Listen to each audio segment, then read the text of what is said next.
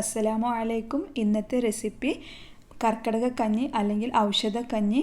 നമുക്ക് കൊറോണൻ്റെ സമയത്തൊക്കെ കഴിക്കാൻ പറ്റിയത്, നമ്മൾ നല്ല ഹെൽത്തി ആയിട്ട് ഇരിക്കണം ഈ സമയത്ത്, അപ്പം കഴിക്കാൻ പറ്റിയ നല്ലൊരു റെസിപ്പിയാണ് കഞ്ഞി. പ്രത്യേകിച്ച് നമുക്ക് ഈ സമയത്ത് നല്ലതാണ് ഡീഹൈഡ്രേറ്റ് ആവാതിരിക്കാനൊക്കെ.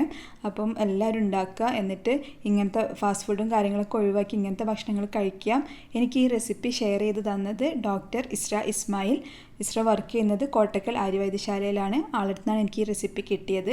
അതിൽ ഞാൻ ചെറിയ മാറ്റങ്ങൾ വരുത്തിയിട്ടുണ്ട്. അതായത് തേങ്ങയൊക്കെ കുറച്ച് ചേർത്തിട്ടുണ്ടെന്ന് മാത്രം. ഇപ്പോൾ മലയാളം കർക്കിടക മാസമാണ്, ഈ സമയത്ത് കഴിക്കാൻ പറ്റിയ ഒരു കഞ്ഞിയാണിത്. അപ്പോൾ thank you doctor Isra for the recipe. അപ്പോൾ നമുക്ക് വീഡിയോയിലേക്ക് പോകുന്നതിന് മുന്നായിട്ട് ആരെങ്കിലും ചാനൽ ആദ്യമായിട്ടാണ് കാണുന്നുണ്ടെങ്കിൽ ഒന്ന് സബ്സ്ക്രൈബ് ചെയ്യുക, ഫ്രണ്ട്സ് ആൻഡ് ഫാമിലി ആയിട്ട് ഷെയർ ചെയ്യുക. നമുക്ക് ഔഷധക്കഞ്ഞി ഉണ്ടാക്കാൻ തുടങ്ങാം. അതിന് വേണ്ടിയിട്ട് 1/4 കപ്പ് ചെറുപയർ എടുത്തിട്ടുണ്ട്. അത് ഒരു ബൗളിലേക്ക് ഇട്ട് കൊടുക്കുന്നുണ്ട്. എന്നിട്ട് അതിലേക്ക് കുറച്ച് വെള്ളം, അതായത് അത് മുങ്ങിക്കിടക്കാൻ പാകത്തിന് വെള്ളം ഒഴിക്കുക.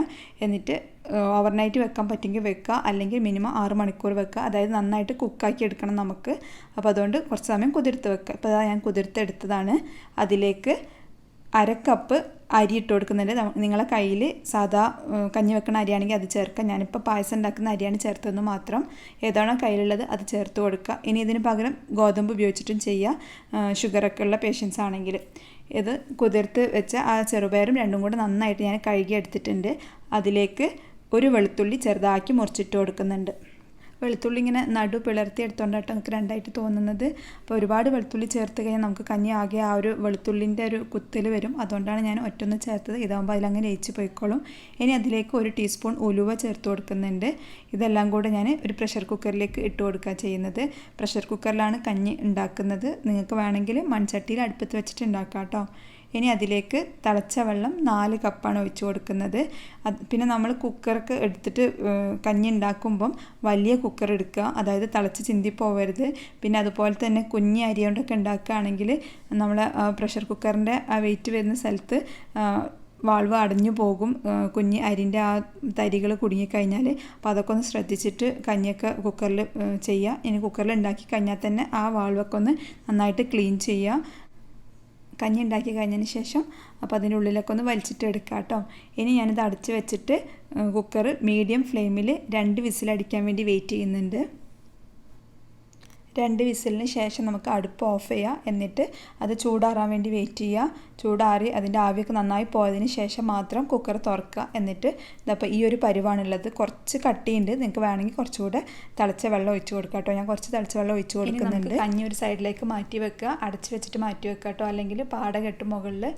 ഇനി നമുക്കിതിന് വേണ്ട അരപ്പ് റെഡിയാക്കാം. അതിന് വേണ്ടിയിട്ട് 3 ടേബിൾ സ്പൂൺ തേങ്ങ ചിരവിയത് ഞാനൊരു മിക്സിൻ്റെ ജാറിലേക്ക് ഇട്ട് കൊടുക്കുന്നുണ്ട്. ഇനി അതിലേക്ക് 1 ടീസ്പൂൺ നല്ല ജീരകം, അതായത് ക്യുമിൻ സീഡ്സ്, നേരിയ ജീരകമില്ലേ, അതിട്ട് കൊടുക്കുന്നുണ്ട്. അതിലേക്ക് കുറച്ച് വെള്ളം, ഒരു 3-4 ടേബിൾ സ്പൂൺ വെള്ളം കൂടെ ഒഴിച്ചിട്ട് അതിൻ്റെ കൂടെ തന്നെ മഞ്ഞൾപ്പൊടിയും കൂടി ചേർത്തിട്ട് ഒന്നങ്ങ് അരച്ചെടുക്കണം. നല്ല ഫൈൻ പേസ്റ്റ് ആക്കിയിട്ട് അരച്ചെടുക്കുന്നുണ്ട്. എന്നിട്ട് അത് നമ്മൾ നേരത്തെ റെഡിയാക്കി വെച്ച കഞ്ഞിയിലേക്ക് ഒഴിച്ചു കൊടുക്കുക. എന്നിട്ട് നന്നായിട്ടൊന്ന് മിക്സ് ചെയ്യുക. ഇപ്പം നമ്മൾ കഞ്ഞി ഭയങ്കര തിക്കായിട്ടാണ് ഫീൽ ചെയ്യുന്നുണ്ടെങ്കിൽ, ഒരു കഞ്ഞീൻ്റെ പരുവായി കിട്ടണമെങ്കിൽ കുറച്ചുകൂടെ വെള്ളം ഒഴിക്കേണ്ടി വരും. അപ്പോൾ അതിനനുസരിച്ച് ഓരോരുത്തർ കുടിക്കാനുള്ള ആ ഒരു പാകത്തിനനുസരിച്ച് വെള്ളം ഒഴിക്കുക. എന്നിട്ട് അടുപ്പത്ത് തീ കുറച്ച് വെച്ചിട്ട്, അതായത് മീഡിയത്തിനേക്കാളും കുറച്ചും കൂടി തീ കുറച്ചിട്ട് വെക്കുക. ആ തേങ്ങൻ്റെ ആ ഒരു പച്ച കുത്ത് മാറുന്നത് വരെ വെയിറ്റ് ചെയ്യുക. അപ്പോൾ ഞാൻ കുറച്ചും കൂടി വെള്ളം ഒഴിച്ചിട്ടുണ്ട് കേട്ടോ. നമ്മളെ ആവശ്യത്തിന് ഓരോരുത്തരുടെ ഇഷ്ടത്തിനനുസരിച്ച് ചേർക്കുക. എന്നിട്ട് ലാസ്റ്റായിട്ട് 1 ടീസ്പൂൺ നെയ്യും കൂടെ ഒഴിക്കുന്നുണ്ട്. അതിൽ ജസ്റ്റ് കണ്ടിട്ടില്ല എന്ന് മാത്രം. പിന്നെ ഉപ്പിട്ട് കൊടുക്കുക, ഓരോരുത്തരുടെ ഇഷ്ടത്തിനനുസരിച്ച് ഉപ്പിടുക. അപ്പോൾ ഇത് നേരിയൊരു ചൂടോട് കൂടി സെർവ് ചെയ്യുക. പിന്നെ നമുക്ക് ഇത് പച്ചമരുന്നും കാര്യങ്ങളും ഒന്നും ചേർക്കുന്നില്ല. അതായത് നമുക്ക് നമ്മുടെ വീട്ടിലുള്ള അതേ സാധനങ്ങൾ വെച്ചിട്ട് ഉണ്ടാക്കിയെടുക്കാൻ പറ്റുന്ന ഒരു ഔഷധ കഞ്ഞിയാണ്. അല്ലെങ്കിൽ നമ്മൾ കർക്കിടക കഞ്ഞി ഉണ്ടാക്കുമ്പോൾ ആശാളി അങ്ങനെ ഒരുപാട് ഔഷധ കൂട്ടുകൾ നമുക്ക് പുറത്തുനിന്ന് വാങ്ങണം. അപ്പോൾ അതിൻ്റെ ഒന്നും ആവശ്യമില്ല. അപ്പോൾ എല്ലാവരും നല്ല ഹെൽത്തി ആയിട്ടുള്ള ഭക്ഷണം ഉണ്ടാക്കുക. ടേസ്റ്റ് അല്ല, ഹെൽത്താണ് പ്രധാനം.